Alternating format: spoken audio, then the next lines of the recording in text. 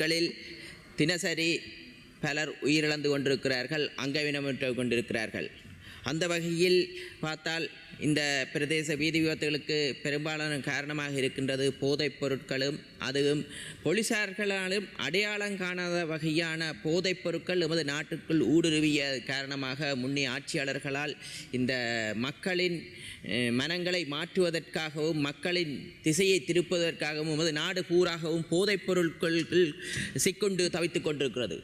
அந்த வகையில் பல சாரதிகள் சட்டத்துக்கு விரோதமான வகையில் பல போதைப் பொருட்களை பாவிக்கின்றார்கள். அதை போலீஸ் நிர்வாகத்தால் அவதானிக்க முடியாமல் இருக்கின்றது. அதற்கான சட்டங்கள் பூரணமாக இயற்றப்படாது, ஒழுங்குபடுத்தப்படாமல் இருந்தது. இன்று அந்த சட்டம் மூலம் இயற்றப்பட்டு ஒழுங்குபடுத்தப்பட்டு இந்த சட்டம் சீராகவும் மக்களுக்கு பயனுள்ளதாகவும் அமைவதற்கான இந்த சட்டம் மூலம் இயற்றப்பட்டிருக்கிறது. அந்த வகையில் முன்னைய காலத்தில் மதுபானம் அருந்திவிட்டு பயணிக்கும் போதுதான் போலீசார்கள் இனங்காணக்கூடியதாக இருக்கிறது. இந்த ஐஸ், குடு, கஞ்சா போன்ற போதைப் பொருட்களை போலீசார்களால் இனங்காண முடியவில்லை, உறுதிப்படுத்த முடியவில்லை. ஆனால் அவர்களது மொழிநடையும் கண்களின் உடல் பாவனையின் மூடாக போலீசார்கள் இனங்காண முடிகிறது. ஆனால் அவர்களுக்கு தண்டிக்க முடியாமல் இருந்தது. ஏனென்றால் அந்த போதைப் பொருட்களை உட்கொள்ளும் போது சட்டத்தின் ஊடாக உறுதிப்படுத்த முடியாமல் இருந்தது. அந்த வகையில் இந்த சட்ட சீர்திருத்தம் மூலம் எதிர்வரும் காலத்தில் இந்த ஐஸ், கூடு, கஞ்சா போதைப் பொருட்களை இனங்காணுவதற்கான புதியதொரு சட்டம் மூலம் சீர் செய்திருக்கிறது. அந்த வகையில் இயன்ற வகையில் அந்த பயன் மக்களுக்கு சென்றடையும். ஏனென்றால் இவ்வாறான போதைப் பொருட்கள் இந்த நாட்டை விடுவிக்க வேண்டும் என்று எமது அரசாங்கம் திடசங்கமாக பயணித்துக் கொண்டிருக்கிறது. ஆனாலும் இந்த சாரதிகள், ஒரு சில சாரதிகள் இந்த போதைப் பொருட்கள் அகப்பட்டிருக்கிறார்கள். அதை இனங்கண்டு சட்டங்களை தண்டிக்க முடியாமல் இருந்தது. ஆனால் இந்த சட்டம் சீர்திருத்தம் மூலமாக அவர்களது உமிழ்நீர் பரிசோதனை செய்ய முடியும், அதே நேரம் புளட் பரிசோதனை செய்ய முடியும். வைத்திய ஆலோசனைகளின் ஊடாக வைத்திய புளட் டெஸ்டின் ஊடாக அவர்களை உறுதிப்படுத்துவதற்கு போலீசார்கள் அவர்களின் உடல்நிலை செய்கைகளை இனங்கண்டால் அதற்கான சட்ட நடவடிக்கை எடுப்பதற்காக இந்த சட்டமூலத்தினூடாக போலீஸ் திணைக்களத்திற்கு பூரணமான அதிகாரங்கள் கிடைக்கின்றன. அதனூடாக இந்த போக்குவரத்து என்பது சிறந்த முறையில் நாட்டை கொண்டு செல்லும் என்பது திடமான நம்பிக்கை இருக்கிறது. ஏனென்றால் சென்ற வருடம் 2025ஆம் ஆண்டு கிட்டத்தட்ட 1960 பேர் விபத்துக்களால் உயிரிழந்திருக்கிறார்கள். அதே நேரம் 3700க்கும் மேற்பட்ட பயங்கரமான விபத்துக்கள் ஏற்பட்டிருக்கிறது. பெரும்பாலும் இதை எடுத்து பார்த்தால் போதைப் பொருட்களுக்கு அடிமையாக இருக்கின்றன. எங்களை பொறுத்த வரைக்கும் வீதிகளில் போதைப் பொருள் பாவிக்காமல் தான் வாகனங்களை செலுத்த முடியும். ஆனால் நாங்கள் மது போதையில் செல்பவர்களுக்குத்தான் இந்த டெஸ்டிங் செய்யக்கூடிய இயந்திரங்கள் இருக்கின்றன. ஆனால் இந்த சட்டமூலத்தின் ஊடாக கஞ்சா, ஐஸ் போதைப் பொருட்களில் உடலில் பிளட் டெஸ்ட் செய்வதன் ஊடாக உறுதிப்படுத்தி அவர்களுக்கு தண்டனை கொடுக்க முடியும். ஏனென்றால் எமது நாடு இன்று டிஜிட்டல் ஆகி கொண்டிருக்கிறது.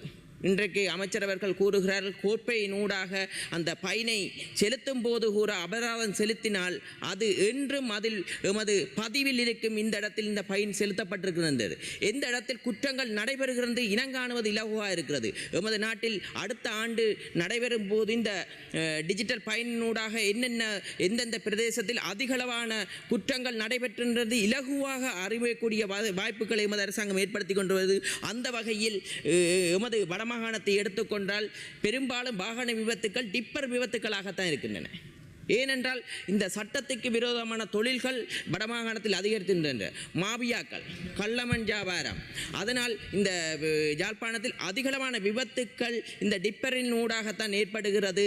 அதே நேரம் அந்த டிப்பர் சாரதிகளும் கூட போதைப் பொருள்களுக்கு அடிமையாக இருக்கிறார்கள். ஏனென்றால் இந்த அவர்களின் சிந்தனைகளை திசை திருப்புவதற்கு, அவர்களின் மனித வளங்களை சுரண்டுவதற்கு அந்த இளைஞர்களை போதைப் பொருள்களுக்கு அடிமையாக்கி இருக்கிறார்கள். இதற்கு ஒரு சிலர் அரசியல்வாதிகளும் உடந்தையாக இருந்திருக்கிறார்கள். நாங்கள் நிற்கின்றோம், கிளிநொச்சியில் எந்த தொழிற்சாலைகளும் இல்லாமல் இருந்தது. யுத்தம் முடிந்து 16 ஆண்டுகள் யாரும் இந்த தொழிற்சாலையை பற்றி கதைக்கவில்லை. ஆனால் மாவட்ட ஒருங்கிணைப்பு குழு கூட்டத்தில் கசிப்பை குறைப்பதற்காக பார் தேவை என்று மாவட்ட ஒருங்கிணைப்பு குழு கூட்டத்திலும் கூட அந்த பிரதேசத்தை பிரதிநிதித்துக் கொண்ட பார்லமெண்ட் உறுப்பினர் மாவட்ட ஒருங்கிணைப்பு குழுத்தில் கிளிநொச்சிக்கு பார் தேவை என்று கேட்டிருந்தார். ஆனால் இன்று கிளிநொச்சி பிரதேசம் பூராகவும் பார் நிறைந்து வழிகின்றது. இந்த ஒரு அந்த பார்லமெண்ட் இங்கே கிளிநொச்சி பிரதேசத்தில் பரந்தன் இரசாயன தொழிற்சாலையை 21ஆம் தேதி அடிக்கல் நாட்டி ஆரம்ப பணியை ஏற்படுத்துகின்றோம். ஏனென்றால் எமது இளைஞர்களுக்கு தொழில் வாய்ப்பு இல்லாத நிமித்தமாகத்தான் போதைப் பொருளுக்கு அடிமையாகின்றார்கள். ஏனென்றால் நல்ல தொழிற்சாலைகளை உருவாக்குவோமாறு இளைஞருக்கு வேலை வாய்ப்பு வடமாகாணத்தில் எந்த வகையிலும் தொழிற்சாலை ஆரம்பிக்கப்படவில்லை. நாங்கள் வந்து ஆணையரவு உப்பளத்தை ஆரம்பித்திருக்கின்றோம். அதே நேரம் பரந்தன் இரசாயன தொழிற்சாலையை வரும் 21ஆம் தேதி கைத்தொழில் அமைச்சருக்கு ஊடாக அடிக்கல் நாட்டுகின்றோம். அதிலும் பலர் வேலை வாய்ப்புகளுக்கு வடமாகாண இளைஞர்களுக்கு ஏற்பட போகிறது. அதே நேரம் தீவு பகுதியை எடுத்துக்கொண்டால் கடல் பயணம் போக்குவரத்தை தான் நாங்கள் மேற்கொண்டுகின்றோம். அதுவும் குறிகட்டுவானிலிருந்து வேலணைக்கு அதிகளவான சுற்றுலா பயணி வந்து செல்கிறார்கள். அங்கே வாகனங்களை கொண்டு போய் செல்ல முடியாமல் இருந்தது, படகில் தான் செல்வது. எமது அரசாங்கம் வந்து புதிய பாதை போக்குவரத்து பாதையை இது பெரியில் வாகனத்தை ஏற்றி கூட செல்லக்கூடியது இந்த அனைத்து நேரத்திலும் கூட அந்த அபிவிருத்தி இடையில்லாமல் வேலை நடைபெற்று கொண்டது. வெகு சீக்கிரமாக நைனாதீவுக்கு பாதையினூடாக வாகனத்தை கொண்டு சென்று பயணிகள் அங்கே தமது சேவைகளை பெறக்கூடியதாக ஏற்படுத்துகின்றது. ஏனென்றால் போக்குவரத்தை இலகுபடுத்துகின்றோம். எங்களுக்கு தெரியும், எழுதாரைகள் என்று முன்னே அரசாங்கத்தால் எமது பிரதேசத்தில் ஒரு படகை கொள்முதல் செய்து தந்தார்கள். 3 மாதம்தான் பாவித்தோம். அதன் பிறகு அது இயங்கவில்லை, பழுதடைந்து விட்டது. இவ்வாறான செயற்பாடுகள் முன்னே ஆட்சியாளர்களால் ஏற்படுத்தப்பட்டன. ஆனால் எங்களது ஆட்சியாளர்கள் அந்த பிரதேசத்துக்கு என்ன தேவை என்று உணர்ந்து ஓரொரு செயற்பாடுகளையும் செய்து வருகிறது. குறிப்பாக தீவு பகுதிக்கு வீதிகள் சேதமடைந்திருந்தன.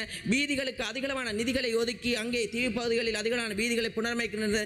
தீவுகளை இனங்காணாமல் இருந்ததுதான் முன்னே அரசாங்கம். ஆனால் எமது அரசாங்கம் தீவு பகுதிகளை உணர்ந்து அனைத்து பிரதேசத்துக்கு ஒப்பாக தீவு பகுதியை முன்னேற்றுவதற்கு கடினமாக முயற்சி செய்து கொண்டு அந்த வகையில் கூட நெடுந்தீவு பிரதேசத்தில் எரிபொருள் நிலப்பு நிலையத்தை ஸ்தாபிக்கின்றது எமது அரசாங்கம். இயன்றவரை வடமாகாணத்தில் இதன் ஊடாக எமது இளைஞர்களை தொழில் வாய்ப்புக்கு ஊடாக வேறு திசை செல்லும் இளைஞர்களை திசை திருப்பி நல்ல திசைக்கு மாற்ற முடியும் என்று நம்புகின்றோம். கூறிக்கொண்டு விடைபெறுகிறேன். நன்றி, வணக்கம்.